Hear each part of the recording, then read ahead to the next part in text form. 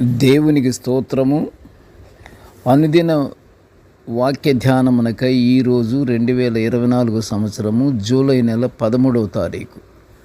ఈరోజు ధ్యాన వాక్యము పరిశుద్ధ గ్రంథము నుండి కీర్తనల గ్రంథము 62వ సంకీర్తన 8వ వచనాన్ని ధ్యానించుకుందాము. ఎల్లప్పుడూ ఆయన యందు నమ్మిక ఉంచుడి, దేవుడు మనకు ఆశ్రయము. ప్రియ దేవుని బిడ్డలారా, ఈరోజు ధ్యాన వాక్యము దేవుని యందు నమ్మకముతో ఆయన ఆశ్రయం కోరుట గురించి మనము ధ్యానించుకుంటున్నాము. కీర్తనకారుడు ఎన్నో బాధలను అనుభవిస్తున్నప్పటికీ దేవుని యందు ఏమాత్రము ఆయన నమ్మిక, ఆయన విశ్వాసము సడలలేదు. మనుషులు ఆయనను నమ్ముచు ఆయనే మన ఆశ్రయం అంటారు. అంతేకాదు, ప్రభువు మన విమోచకుడు, మన రక్షకుడే కాదు, మన రక్షకుడే అంతేకాదు, కానీ మన భారం కూడా మోస్తాడు మన ప్రభువు. మత్తయి సువార్త 11:28 మనం చూస్తే, భారంగా జీవిస్తున్న మనుషులను ప్రభువు పిలుస్తున్నాడు. ఏమని? ప్రయాసపడి భారం మోయుచున్న సమస్త జనులారా, నా యొద్దకు రండి, నేను మీకు విశ్రాంతి కలుగజేస్తాను అని ప్రభువు ఆహ్వానిస్తున్నాడు.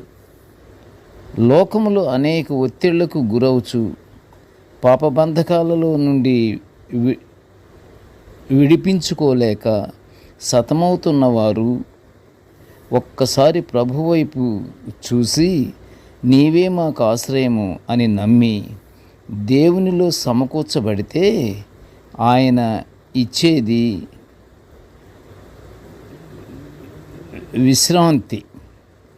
విశ్రాంతి పొందుకోవచ్చు.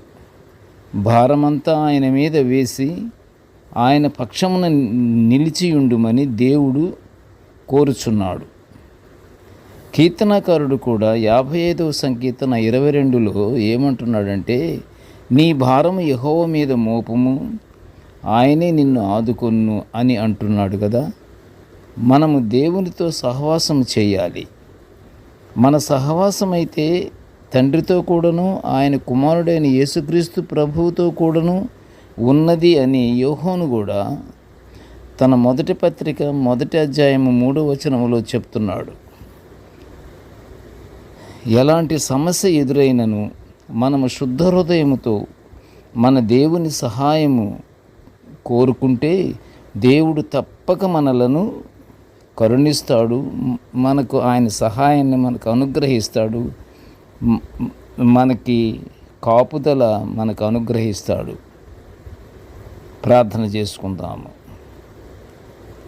మా ప్రియమైన పరలోకపు తండ్రి, నీకు స్తోత్రములు నాయన. నీ యొక్క దివ్య వాక్యములను నిత్యము ధ్యానించుకునే భాగ్యాన్ని మాకు అనుగ్రహిస్తున్నందుకు నీ ఘనమైన స్తోత్రములు నాయన.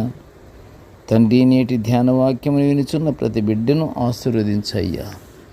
ఎల్లప్పుడూ నీ యందు నమ్మిక ఉంచి, నీవే మా ఆశ్రయము అని మేము నీకు మొరపెట్టుకునే భాగ్యాన్ని మాకు అనుగ్రహించి, ఆ ప్రకారమే తండ్రి మా భారమంతా నీవే వహించి మాకు విశ్రాంతి కలుగజేసి మమ్మలను ఆదరించి మమ్మల్ని కాపాడమని ఈ మనవులన్నీ యేసయ్య నామమున వినయముగా వేడుకొంచుంటున్నాము తండ్రి.